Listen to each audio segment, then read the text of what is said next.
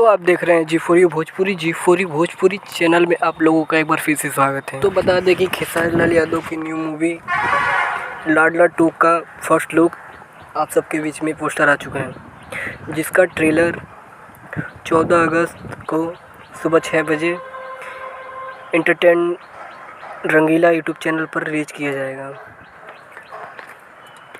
जिसके निर्माता हैं अभय सिन्हा जी